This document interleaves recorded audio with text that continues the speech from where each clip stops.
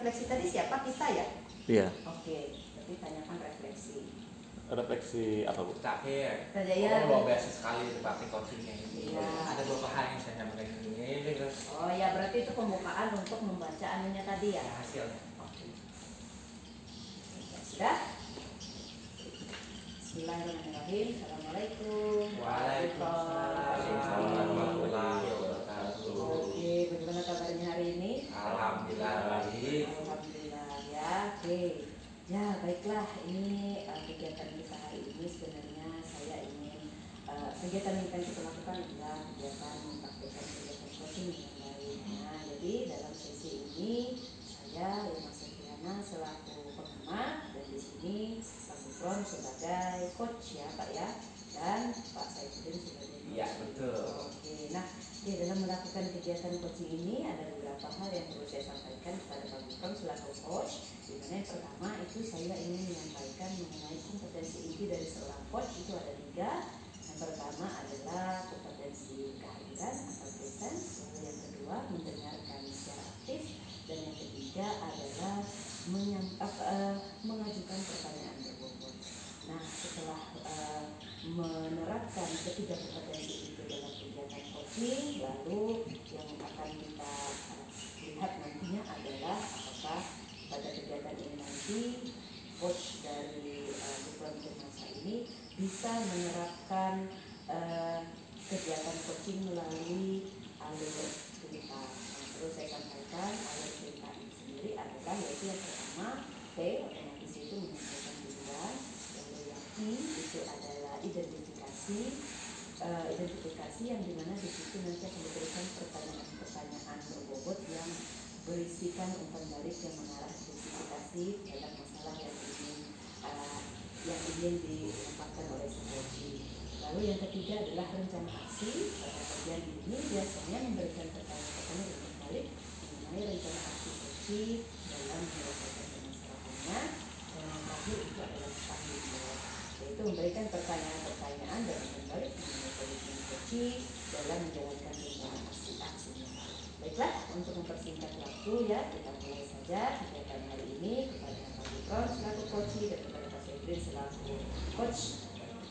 Silakan. Silakan coba sebagai coach. Coach. Aku juga coach itu kan baiklah. Oh, Kembali dulu ini dulu lah. Apa soal sama halus?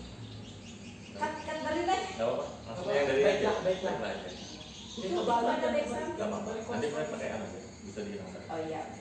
Oke, baiklah, untuk persingkat waktu kita persilakan kepada Pak Gufron selaku coach dan Pak Saifuddin sebagai coach untuk melanjutkan kegiatan hari ini. Silakan. Baik, terima kasih Bu Irma. Assalamualaikum warahmatullahi wabarakatuh. Pak Udin, apa kabarnya hari ini? Waalaikumsalam warahmatullahi wabarakatuh. Alhamdulillah baik Pak. Pak Gufron gimana nih kabarnya nih? Oh, alhamdulillah baik juga Pak Udin. Nah, tadi saya ada WA Bapak mau ngajak ketemuan hari ini nih. Iya Pak Udin. Ada yang saya sampaikan nih. Tumben-tumbenan ya, Pak Udin WA mungkin ada sesuatu yang ingin disampaikan. Ada beberapa yang ingin saya diskusikan dengan Bapak. Oke, baik Pak Udin. Kalau boleh tahu, apa nih Pak Udin yang ingin disampaikan kepada saya Pak Udin? Oh, dari pertemuan kita ini saya ingin nih Pak nih, saya ada masalah nih. Saya ada masalah bahwa selama ini nih, selama satu semester ini pembelajaran saya di sekolah itu monoton. Saya merasa saya ngajar itu aja. Jadi saya bosan karena pembelajaran saya monoton aja. Jadi inginnya saya dari pembicaraan kita hari ini, saya pengen nih dapat ide-ide baru bahwa pembelajaran saya itu bisa bervariasi. Jadi gitu Pak, saya galau, gelisah nih, karena bosan pembelajaran saya monoton gitu aja. Oke, baik Pak Udin. Jadi kalau saya simpulkan, jadi tadi Pak Udin merasa bahwa pembelajaran yang Pak Udin lakukan itu monoton dan mungkin tidak menarik minat siswa. Betul banget Pak. Jadi dari pembelajaran dari coaching kita hari ini, Bapak inginnya mendapatkan ide-ide baru ya, Betul. terkait variasi dalam pembelajaran. Betul. Nah, saya ingin bertanya nih Pak Udin, untuk pembelajaran monoton tadi. Nah, monoton yang seperti apa ya Pak Udin yang mungkin bisa digambarkan? Nah, jadi gini Pak, monotonnya begini. Saya saya itu ngajarnya itu cenderung ke teacher center. Jadi saya ngajarnya itu pertama ngucapin salam, terus menyuruh siswa membuka buku pelajaran. Ayo anak-anak, silakan kalian buka buku pelajaran kalian, buku teks bahasa Inggris kalian. Jadi kan kami itu belajarnya dengan textbook Pak. Sama ini saya textbook aja. Saya kasihkan bukunya satu-satu. Terus ayo anak-anak, kali ini kita belajar bahasa Inggris. Kalian buka buku bahasa Inggrisnya halaman 7 misalkan. Nah, sekarang buka, saya menjelasin di buku itu. Nah, saya catat, berarti di papan tulis. Lalu saya suruh mereka, ayo anak-anak, ini ada catatan dari Bapak, tolong kalian dicatat juga. Saya tanyakan pada mereka, kalian paham nggak? Nah, karena mereka ya mungkin karena saya monoton gitu, jadi mereka ya cenderung pasif Pak. Pasif ya, pasif. Nah, jadi setelah mereka saya tanyain ada yang nggak paham enggak, jadi mereka rata-rata bilang enggak. Jangan mereka nanya itu karena pasif tadi. Terus setelah itu saya ajukan latihan, anak-anak silahkan kalian buka halaman sekian, latihan ini 1 sampai ini dikumpul saat akhir pembelajaran, gitu aja terus. Selama 1 semester ini Pak, makanya saya merasa monoton aja gitu aja. Luar biasa ya Pak Udin, permasalahan yang Bapak hadapi dan sangat menarik sekali. Mudah-mudahan kita dapat menyelesaikannya dalam sesi coaching ini. Nah, kemudian kalau menurut Pak Udin nih, dari skala sampai 1 sampai 10, tadi kan pembelajarannya masih monoton ya, dan siswanya cenderung pasif. Nah, itu monotonnya itu dari 1 sampai 10 di nomor berapa Pak Udin ya? Kayaknya kurang banget sih, kayak menurut saya 3 aja sih. Wah, 3 Iya betul ya? Kurang banget sih. Soalnya saya aja yang aktif. Jadi indikator monoton di 3 itu tadi bisa digambarkan Pak Udin tadi? Oke, baiklah. Pertama itu dari siswanya tuh Pak, saya ngeliat siswanya itu pasif. Pasif ini pasti permasalahannya kata saya itu pasti dari gurunya. Gurunya nggak melibatkan siswanya, makanya mereka pasif.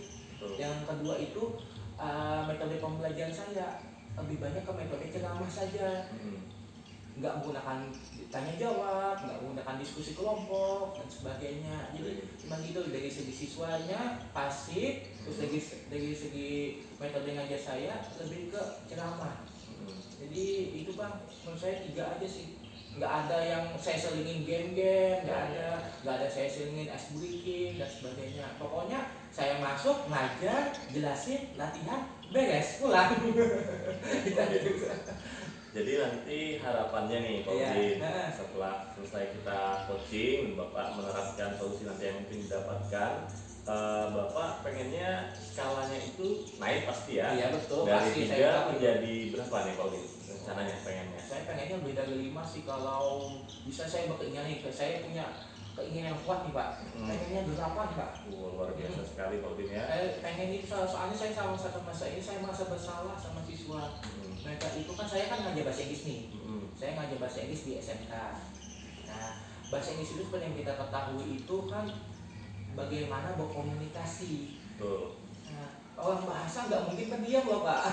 Nah, makanya saya pikirkan nanti kalau mereka ini udah lulus di SMK ini, masa mereka jadi orang pendiam? Saya kepikiran juga, pendiamnya mungkin gara-gara saya ini pendiam juga. Jadi saya pengennya itu mereka tuh jadi aktif. Nah, makanya saya pengennya 8 Pak. Aktif ya? Iya aktif, mereka supaya jadi aktif. Baik Pak Udin. Nah, selanjutnya nih, kira-kira hambatan apa nih selama ini yang Pak Udin rasakan dalam menyelenggarakan pembelajaran yang menyenangkan bagi siswa nih? Hambatannya pertama dari aspek diri saya sendiri Pak. Diri saya sendiri biasanya saya itu yang kadang-kadang malas Pak. Malasnya kenapa? Karena saya kan juga banyak tugas tambahan Pak.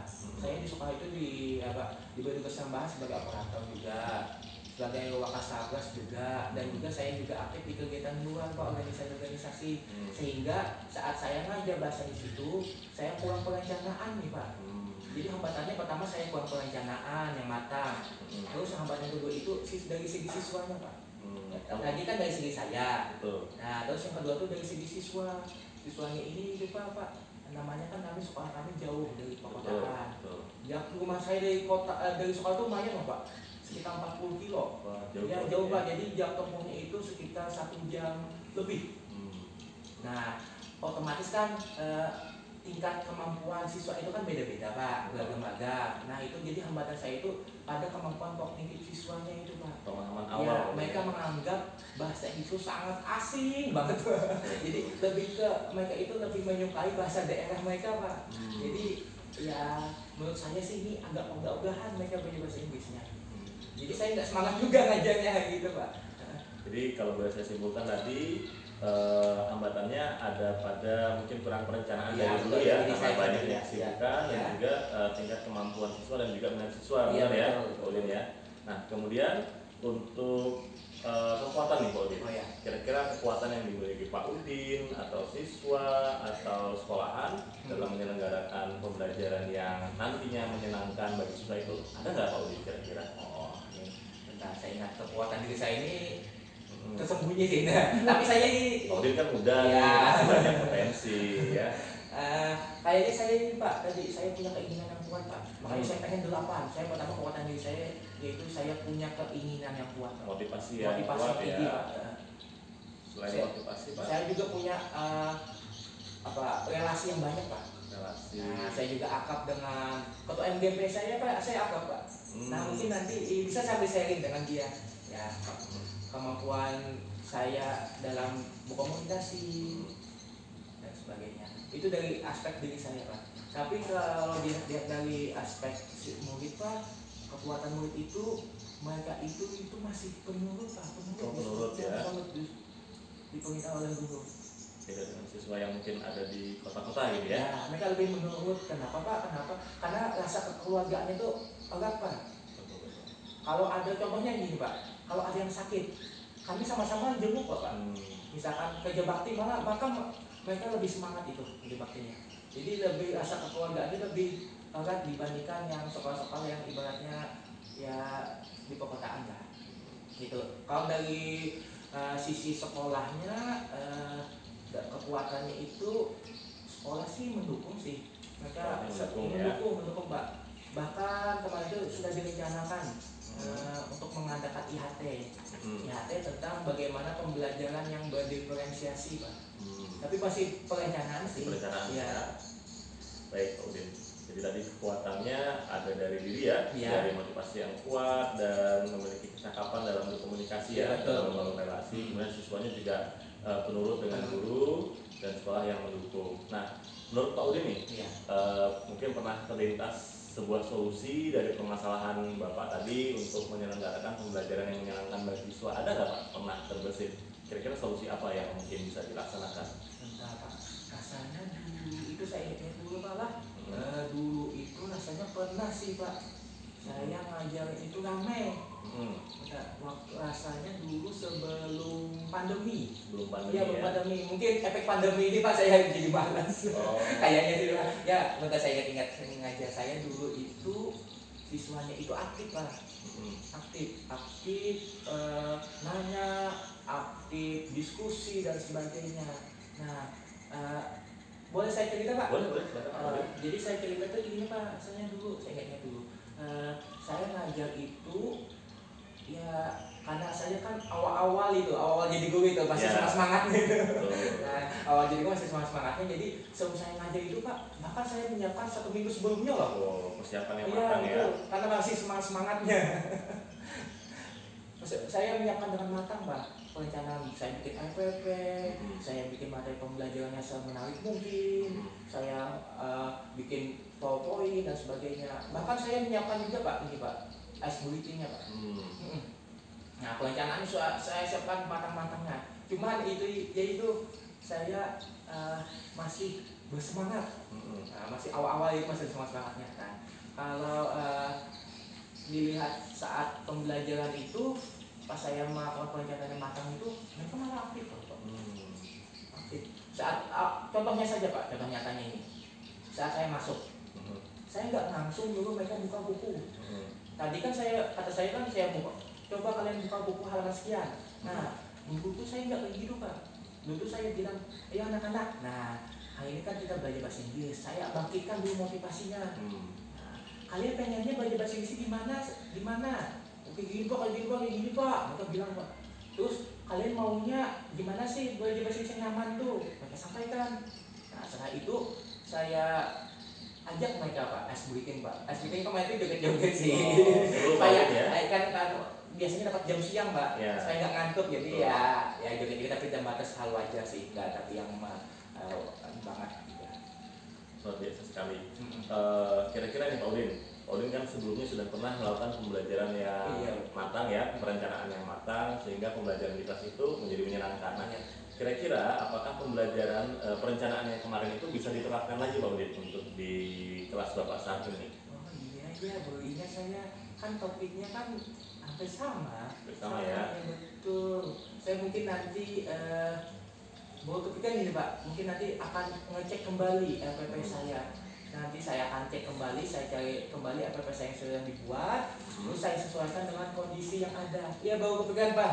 Terima kasih Pak Gupon sudah ngingatin nih. Baik, oke. Selanjutnya selain dari perencanaan pembelajaran yang baru nih, ini kan menggunakan metode yang lama nih, Iya, mungkin efektif. Bisa ketinggalan sih. Ya, mungkin apakah ada kepikiran solusi selain dari menggunakan perencanaan yang telah lalu nih, Pak? Ada nggak? Ada sih Pak. Dulu kan saya itu masih kurang masih kurang punya relasi dengan teman-teman kan saya guru baru. Nah sekarang itu saya punya kemampuan Pak, punya kekuatan, saya aktif dalam organisasi MGMP Pak. Jadi rencana saya ini selain saya melakukan perencanaan yang matang, rencana saya itu saya sharing Pak, sharing pembelajaran, masa-masa pembelajaran itu dengan MGMP. Kami punya grup WA-nya Pak. Betul. Dan juga kami biasanya mengadakan pertemuan secara rutin. Nah nanti mungkin masalah saya ini saya sampaikan juga ke forum MGMP, baik itu secara formal ketemu atau secara informal lewat grup WA. Nanti kan di situ kan saya dapat sih kayaknya saya lihat itu anggota MGMP bahasa Inggris SMK itu kok orangnya baik-baik semua. Mereka saya curhat kadang-kadang, siswaku ini kadang-kadang malas nih, gimana ya Bapak Ibu yang lain, gimana caranya siswaku ini kok katanya kurang nih, gimana nih. Kami sering Pak curhat-curhatan. Ya betul. Mungkin itu sih hal yang saya lakukan Pak. Gitu. Jadi selain perencanaan pembelajaran yang inovatif ya menurut saya tadi, kemudian juga bisa sharing pembelajaran saat MGMP ya. Iya betul. Sehingga menemukan misalkan ada masalah yang sama sehingga mungkin dapat diterapkan solusinya. Nah, menurut Pak Udin nih dari dua solusi tadi yang Bapak temukan, kira-kira yang mana yang lebih mungkin diterapkan dalam waktu dekat nih Pak Udin? Nah paling mungkin sih saya melakukan perencanaan itu Pak. Soalnya nggak mungkin saya minta masukan ke orang lain tapi sayanya malas nggak melakukan perencanaan, kan nggak mungkin. Jadi saya harus membangkitkan semangat saya lagi seperti dulu. Kan mungkin efek pandemi ini kadang-kadang semangatnya berkurang nih. Nah jadi saya mau membangkitkan semangat saya lagi seperti dulu, melakukan atau membuat perencanaan dengan matang, membuat materi pembelajaran dengan semenarik mungkin dan sebagainya. Jadi yang mungkin dapat itu sih menurut saya. Baik. Kemudian strategi nih Pak Udin, strategi Pak Udin menurut Pak Udin itu apa yang harus dilakukan untuk meningkatkan motivasi Pak Udin dan juga menerapkan pembelajaran yang matang tadi Pak Udin, strateginya? Strategi saya sih yang pertama itu tentu saja saya membaca referensi dulu Pak. Membaca referensi dulu tentang bagaimana sih cara membuat perencanaan yang baik yang sesuai dengan kebutuhan siswa. Itu sih dulu saya membaca referensi. Mungkin saya ingin juga Pak mengetahui trik-trik bagaimana cara membangkitkan minat siswa. Nah mungkin saya nanti akan searching YouTube sih. Ya, banyak sih soalnya saya lihat kemarin itu banyak contoh-contoh pembelajaran yang bagus di YouTube itu. Mungkin saya bisa share dulu itu. Betul. Berarti dalam pelaksanaannya Pak Udin pasti perlu ini ya bantuan orang lain ya? Otomatis dong Pak. Oke, mungkin Pak Udin bisa dijelaskan kira-kira perlu bantuan siapa saja nih Pak Udin untuk mencapai tujuan Pak Udin saat ini? Yang pertama sih saya minta bantuan dengan kawan sesama guru bahasa Inggris juga Pak. Tapi kendalanya itu saya guru satu-satunya di SMK itu. Nah keuntungan saya itu saya akap dengan kata saya ini di organisasi MGMP. Jadi saya minta bantuan dengan ketua MGMP-nya, dengan anggota-anggota MGMP-nya yang mungkin senior, lebih duluan jadi guru. Jadi mungkin kan mereka punya banyak pengalaman gitu. Jadi saya minta bantuan mereka, saya diskusi dan sebagainya. Dan juga kalau minta orang yang terlibat di sekolah itu biasanya saya minta bantuan ke Pak sekolah. Kepala sekolah. Ya, karena kenapa? Karena beliau kan lebih senior, lebih tahu seluk-beluk pendidikan itu gimana, dan juga kan biasanya kan ada agenda rutin supervisi. Nah, jadi saat supervisi itu saya minta ke kepala sekolah, tolong Pak, ini Pak, observasi saya ngajar, tolong Pak berikan pendapat Bapak apa saja kelemahan-kelemahan saya ngajar, apa saja kekuatan-kekuatan saya, dan sebagainya. Jadi tadi bila saya ingat-ingat ya kepala sekolah dan rekan-rekan MGMP saya Pak. Selain rekan sekolah, MGMP, kepala sekolah, apakah siswa menurut Pak Udin perlu dilibatkan juga Pak Udin? Oh, otomatis ya, betul banget saya. Untuk siswa juga Pak, siswa ini saya ajak mereka ini. Saya dekati mereka, kan kata pepatah Pak, tak kenal maka tak sayang. Gak mungkin saya ngajak itu mereka itu asing.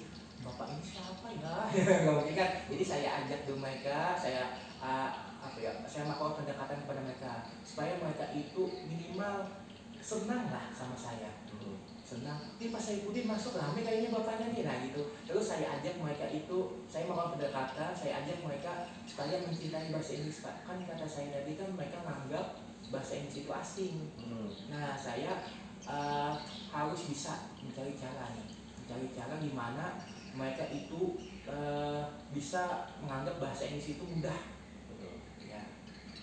Bagus sekali, luar biasa sekali Pak Udin. Kira-kira nih Pak Udin, kapan rencananya Pak Udin untuk menerapkan pembelajaran yang menyenangkan ini Pak Udin? Secepatnya dong, soalnya saya ini udah 1 masa ini galau. Oke. Kira-kira dalam hitungan hari, minggu atau bulan Pak Udin ada target yang khusus? Hitungan kalau hari sih terlalu cepat sih. Kayaknya 1 minggu sih kita lihat dulu. 1 minggu Ya, berarti. soalnya saya perlu waktu bikin perencanaannya, Betul. ya betul, diskusi dengan teman-teman dan sebagainya. Jadi mulai minggu depan Ya, sudah mulai ini ya? Ya minggu depan melakukan saya ya? berusaha gitu. Oke, semoga lancar Pak Udin. Amin. Kemudian kira-kira nih siapa di sekolah yang membantu Bapak untuk komitmen tadi ya, untuk membantu Bapak untuk tetap lurus, maksudnya dalam artian mengingatkan Bapak bahwa oh ini minggu depan harus menggunakan pembelajaran yang menyenangkan bagi siswa. Nah, Siapa yang bisa Bapak ajak di sini untuk? pertama saya koordinasi dulu dengan sekolah apakah beliau ada waktu atau enggak. Kalau ada waktu saya suruh beliau untuk masuk ke kelas saya, mau observasi tadi kan observasi. Tapi kan kita ketahui bapak sekolah kan kadang-kadang punya kesibukan. Nah jadi saya minta guru senior yang lain. Walaupun beliau bukan guru bahasa Inggris, kan saya guru satu-satunya di situ. Tapi kan beliau kan sedikit banyaknya kan punya kemampuan pengajaran yang baik, punya kemampuan pedagogik yang baik. Jadi saya suruh dia, yang dosennya di situ untuk masuk ke kelas saya, untuk melihat melakukan supervisi. Jadi selain kepala sekolah, kalau kepala sekolah sibuk saya ajak rekan guru senior saya. Luar biasa Pak Udin ya. Kalau ada waktu juga sih mungkin saya bisa kontak ketua MGP-nya untuk datang ke sekolah. Luar biasa. Kalau ada waktu, iya. Jadi sungguh sangat luar biasa sekali Pak Udin sudah berkomitmen untuk melaksanakan dari mulai harinya dan juga siapa yang mengawasi membantu Pak Udin menjalankan rencana aksi tadi. Nah, selanjutnya nih Pak Udin, tindak lanjut setelah Pak Udin tadi melakukan pembelajaran menyenangkan, tindak lanjutnya seperti apa nih harapan Pak Udin? Tindak lanjut itu harapannya siswa itu semangat. Yang pertama semangat, dan juga pembelajaran saya itu tidak monoton lagi, bervariasi lagi. Saya berharap itu saya memahami sesi coaching ini, saya memahami metode pembelajaran interaktif. Nah, sehingga dengan metode pembelajaran interaktif itu siswa saya menjadi aktif. Harapannya saya itu sih Pak. Jadi ujung-ujungnya saya ingin siswa saya aktif. Jadi kalau boleh saya simpulkan, jadi harapan tindak lanjutnya tadi Pak Udin menyelenggarakan pembelajaran yang menyenangkan untuk bahasa Inggris yang Pak Udin ampuh ya, kemudian juga siswanya menjadi senang dan akhirnya Pak Udin juga mendapatkan pengetahuan baru ya, mungkin nanti bisa di-sharing ke teman-temannya ya di sekolah. Luar biasa sekali Pak Udin. Nah sekarang nih Pak Udin, gimana perasaannya setelah coaching kita hari ini Pak Udin? Luar biasa sekali nih. Awalnya saya galau Pak, galau dan rasa nggak tega sama siswa, padahal kan yang salah itu saya sendiri kayaknya nih. Saya refleksi merenung di rumah, kok nilai siswa ini gitu aja, kok mereka pasif. Nah makanya saya ngajak ketemuan nih tadi, ngobrol sama Pak Gufron untuk melakukan coaching kepada saya, dan akhirnya Saya ingat dulu pernah saya melakukan pembelajaran yang menyenangkan, akhirnya Luar biasa. diingatkan oleh Pak Gufron. Makasih Pak Gufron. Jadi bahasa saya itu luar biasa sekali sih. Berarti Senang. sudah mendapatkan ide ya. Iya betul. Dari segala Banyak macam. yang dapat ide dari ya. Oke, luar biasa sekali. Mudah-mudahan apa yang dilakukan Pak Udin nanti itu lancar dan mungkin ini karena bermanfaat, sangat bermanfaat sekali untuk baik untuk Pak Udin, sekolah ataupun buat siswa ya.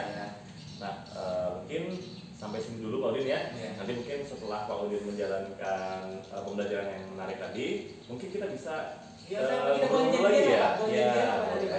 boleh. Untuk minggu depan Bapak ada kesibukan nggak? Oh, Hari nggak Selasa apa-apa Pak. aja, bisa. Ya. Nanti saya kontak Pak lah. Betul, boleh. Nanti kita review lagi Iya, ya. betul. Kita lihat lagi bagaimana hasilnya. Nah, saya juga gak sabar nih Pak Udin ingin mendengar langsung pengalaman yang Pak Udin mungkin siswanya seperti apa setelah pembelajaran yang Pak Udin lakukan. Mudah-mudahan banyak perubahan Pak. Oke, terima kasih Pak Udin. Ya, terima kasih Pak Gufron. Waalaikumsalam. Hati-hati di jalan Pak. Ya, terima kasih. Tidak bentar. Oke, ya.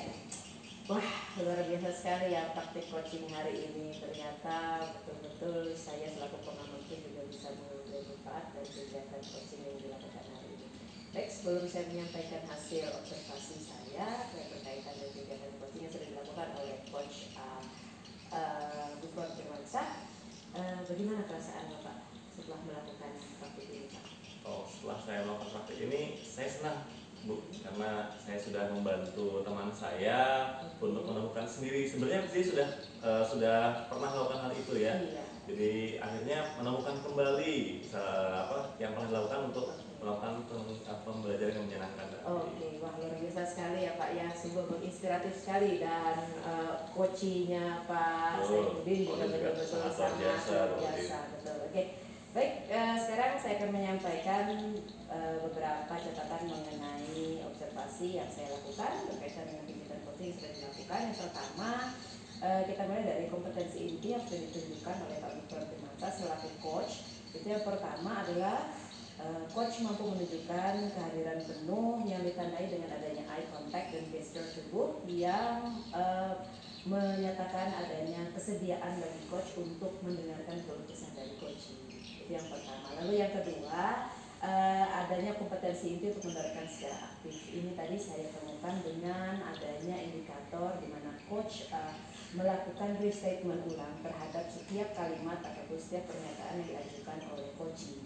Lalu yang kedua itu menggunakan kata-kata kunci sebagai kata-kata pemantik untuk mengajukan pertanyaan-pertanyaan berbobot, dan tentunya adanya juga memberikan persepsi tadi yang luar biasa sekali terhadap segala sesuatu, segala keluh kesah yang disampaikan oleh coach.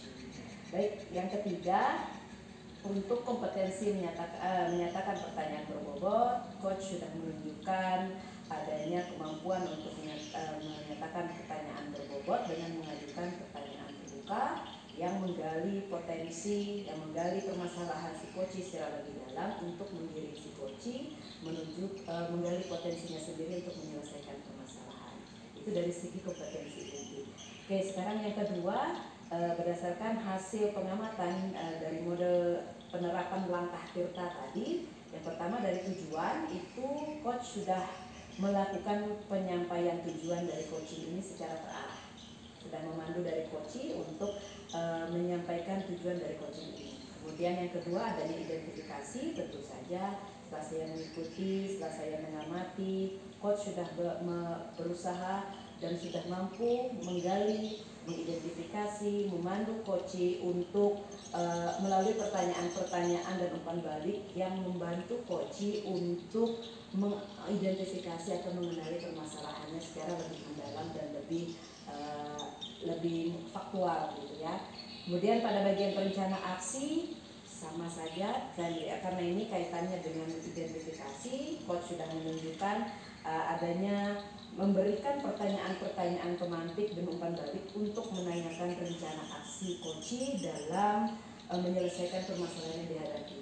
Dan tentu saja pada bagian tanggung jawab, coach sudah memberikan pertanyaan yang sifatnya menggali, sifatnya meminta komitmen dari coach untuk dimintai suatu saat sharingnya lagi, sehingga apa yang menjadi permasalahan oleh Koci itu tidak hanya dapat diselesaikan, tetapi juga dapat terus ditingkatkan di kemudian hari. Bukan ditingkat, dapat menjadi penyelesaian yang bisa diterapkan di kemudian hari.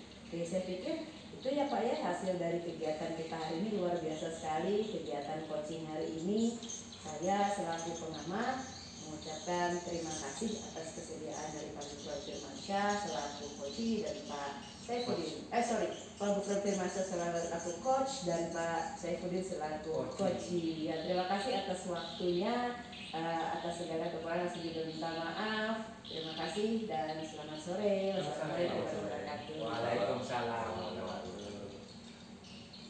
Rekam nggak ya? Kayaknya lama deh dia, bisa setengah jam deh kayaknya.